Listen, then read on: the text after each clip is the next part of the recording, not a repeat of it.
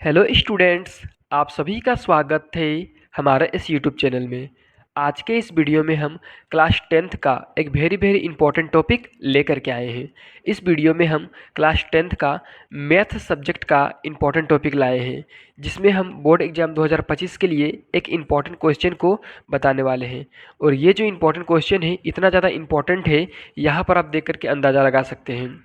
ये जो important question है वो 2023 में पूछा गया है, 2020 में पूछा गया है, फिर से 2017 में पूछा गया है और 2011 में पूछा गया है।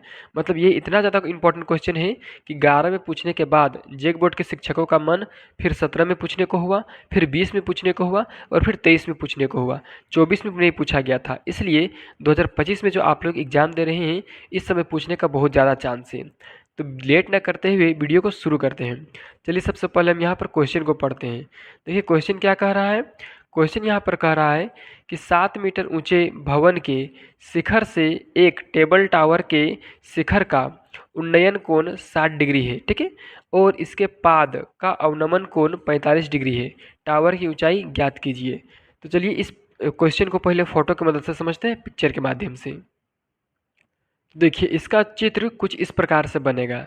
यहाँ पर क्या बोला है, 7 मीटर ऊंचे भवन। देखिए मान के चलिए ये है भवन, क्या है ये है आप लोगों का भवन, जिसका ऊंचाई दिया है 7 मीटर, ठीक है। 7 मीटर ऊंचा कोई भवन है और इस भवन से एक ये जो टावर है, ठीक है ना, टेबल टावर, ठीक है ना, तो इसको टावर ही बोल सकते हैं। टावर, इसका जो उन्नयन कोण है इससे, इसके शिखर से, भवन का शिखर से टेबल टावर का शिखर का जो उन्नयन कोण है वो कितना डिग्री, 60 डिग्री। तो इसको देने के लिए हम यहाँ पर सबसे पहले एक रेखा बना देंगे और ये वाला दिया है मेरा 60 डिग्री, ठीक है। और पूछा है इसके, यानी कि ये जो टावर है उसके पाद का अवनमन कोण, यानी कि यहाँ पर इसका पाद है तो उसका अवनमन कोण मतलब कि नीचे, ऊपर से नीचे देखने का कोण, ठीक है ना। तो ऊपर से नीचे देखने का कोण मतलब कि यहाँ से मिलाएंगे इसको इस तरह से, ठीक है। और यहाँ का जो कोण बन रहा है वो भी कितना डिग्री का बन रहा है, वो सॉरी वो 45 डिग्री का बन रहा है, 60 नहीं, वो 45 डिग्री का बन रहा है, ठीक है। अब आपको एक चीज़ याद होगा कि जब भी त्रिभुज में या तो फिर चतुर्भुज में कुछ इस प्रकार से होता है जेड टाइप का, तो यहाँ पर जितना डिग्री का कोण बनेगा उतना डिग्री यहाँ पर भी बनेगा। इस तरह यहाँ पर भी बना है कुछ उल्टा साइड से, देखिए यहाँ पर कुछ इस तरह से है, ठीक है, इस तरह से। यहाँ ये वाला है, ये वाला 45 डिग्री, तो यहाँ भी कितना डिग्री बनेगा, 45 डिग्री। तो यहाँ अगर 45 है तो यहाँ पर भी कितना होगा, 45 डिग्री, ठीक है, इस प्रकार से। अब देखिए इसका हम नाम दे देते हैं, इसका नाम देते हैं ए, इसका नाम देते हैं बी, इसका नाम देते हैं सी, इसका नाम देते हैं डी और इसका नाम देते हैं हम यहाँ पर ई, ठीक है। देखिए सवाल में हम लोगों को क्या पूछा है कि एक भवन है जिसका ऊंचाई दिया हुआ है 7 मीटर, ठीक है, और एक टेबल टावर है। भवन से ऊपर की जब देखते हैं ऊपर की ओर तो 60 डिग्री का कोण बनता है इसके शिखर पर देखने पर, और इसका पाद का यानी कि इसको नीचे देखने का कोण 45 डिग्री है, ठीक है। तो पूछा है अगर भवन 7 मीटर है तो टावर का ऊंचाई कितना है, यानी कि टावर कितना लंबा है। देखिए टावर का कितना लंबा है उसको निकालने के लिए जोड़ना होगा। देखिए ए से लेकर के बी तक भवन है, तो यानी कि ई से लेकर सी तक भवन की ऊंचाई के बराबर है, ठीक है, यानी कि 7 मीटर। ये यहाँ से लेकर के यहाँ से यहाँ बराबर है, ठीक है। ए बी बराबर है इसी का, तो ए बी अगर 7 मीटर है तो सॉरी ई सी भी क्या होगा, 7 मीटर होगा, यानी कि दोनों बराबर होगा। और हम लोग इसको मान लेते हैं वाई, ठीक है, और इसको मान लेते हैं हम लोग एक्स। अब चलिए इसका हल बनाते हैं। देखिए इसका हल करने के लिए सबसे पहले हम क्या लिखेंगे, तो सबसे पहले हम लिखेंगे माना की, ठीक है ना, लिखेंगे माना की। क्या मानेंगे सबसे पहले वो देखिए, सबसे पहले ए बी को मानते हैं, ठीक है, ए बी, ठीक है, माना की, ठीक है, यहाँ पर इसको डैश दे देते हैं ए बी, ठीक है। ए बी बराबर क्या है, तो ए बी देखिए यहाँ पर भवन है, ठीक है ना, तो लिखिए ए बी बराबर भवन की ऊंचाई, ठीक है, भवन की ऊंचाई, ठीक है। भवन की ऊंचाई मेरा कितना दिया हुआ है, तो भवन की ऊंचाई है 7 मीटर, ठीक है। अब ये तो हो गया। अब देखिए यहाँ पर C D, sorry C D नहीं, ये पूरा डी सी भी बोल सकते हैं, सी डी भी बोल सकते हैं, ठीक है ना, टावर की ऊंचाई, ठीक है, तो हम डी सी बोलेंगे, डी सी बराबर टावर की ऊंचाई, ठीक है, टावर की ऊंचाई, ठीक है। टावर की ऊंचाई कितना है, तो देखिए यहाँ पर ये वाला 7 है, ठीक है ना, h प्लस 7 हम सॉरी y प्लस 7 बोल सकते हैं, ठीक है ना, ये वाला y प्लस 7 मीटर, ठीक है। यहाँ पर हम इसको इसे बोल सकते हैं कि y और 7 मिला के क्या है, टावर की ऊंचाई, ठीक है। अब हम लोग ये वाला मानेंगे बी सी, ठीक है ना, बी सी बराबर कितना, x, ठीक है, बी सी बराबर हम लोग कितना माने, x मीटर इसको माने, ठीक है। अब देखिए इसका हल बनाएंगे। सबसे पहले हम त्रिभुजों में चलेंगे और सबसे पहले इस त्रिभुज में चलेंगे ए बी सी में, तो लिखेंगे सबसे पहले यहाँ पर हम त्रिभुज ए बी सी में, ठीक है, ए बी सी में, ठीक है ना। और ये कौन सा त्रिभुज है, समकोण है, तो यहाँ पर हम लिख भी सकते हैं समकोण त्रिभुज, ठीक है ना। चलिए इसमें जब हम लोग चलेंगे तो आप लोग ध्यान से देखिए इस त्रिभुज को ए बी सी को, इसको माने हम लोग x, इसको माने हम लोग ये दिया हुआ है 7, ठीक है। अब देखिए ये वाला मेरा क्या है, इस ये वाला मेरा समकोण त्रिभुज है और यहाँ पर दिया थीटा, तो थीटा के सामने वाला जो होता है आधार होता है और थीटा से जो दूर रहता है वो होता है मेरा लंब। तो लंब और आधार किसके आता है, किसके रिलेशन में, मतलब कि त्रिकोणमिति अनुपात के किसमें, लंब बटे आधार आता है, ठीक है ना। तो ये आता है आपका 10 में, ठीक है ना। तो यहाँ पर 10 लिखेंगे, क्या लिखेंगे 10, और 10 थीटा का मान कितना दिया 45 डिग्री, तो लिख देंगे 10 45 बराबर क्या होता है, लंब बटे आधार, क्या होता है, लंब बटे आधार, ठीक है। अब देखिए लंब बटे आधार, लंब को हम लोग क्या बोलते हैं, परपेंडिकुलर मतलब पी, और आधार को बोलते हैं बी, ठीक है। अब देखिए यहाँ पर लंब मेरा कितना है, तो लंब है मेरा 7, ठीक है, और मेरा ये जो आधार वो कितना x, ठीक है, ये इस तरह से। अब इसको यहाँ ना लिख करके हम अगर नीचे लिखेंगे तो बहुत अच्छा रहेगा। देखिए साइन 45 डिग्री का मान होता है 1 और बराबर ये 7/x, ठीक है। अब देखिए यहाँ पर x का मान निकालेंगे तो कितना होगा, x इधर जाएगा, ठीक है ना, तो x बराबर हो जाएगा 7 मीटर, यहाँ से x का मान निकल गया। अब हम फिर से दूसरे त्रिभुज में चलेंगे, ठीक है।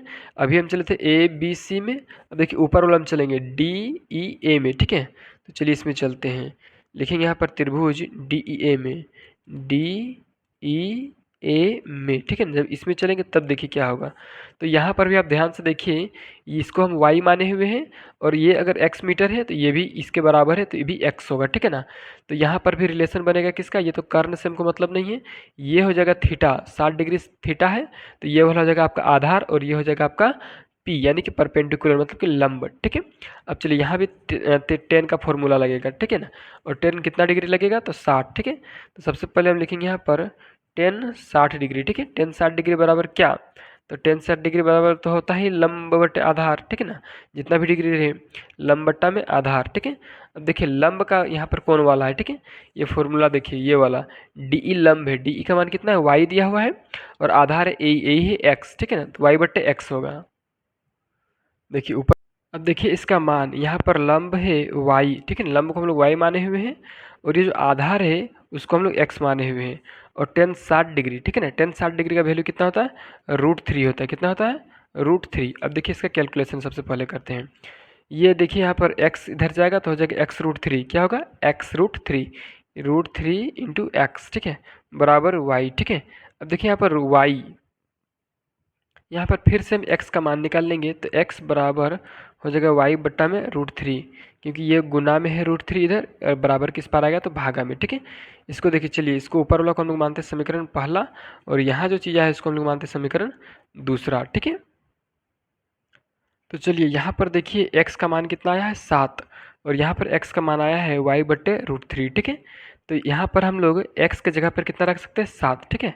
तो सबसे पहले हम लिख लेंगे समीकरण पहला और दूसरा से, ठीक है, समीकरण पहला और दूसरा से, ठीक है, समीकरण पहला और दूसरा से क्या लिख सकते हैं हम लोग, ये जो x है और ये बराबर y बट्टे √3 आया था, ठीक है, यहाँ पर आया है और x के जगह मेरा पर समीकरण पहला में कितना आया है 7, ठीक है। तो 7 बराबर लिख सकते हैं y बट्टा में √3, ठीक है, ये वाला।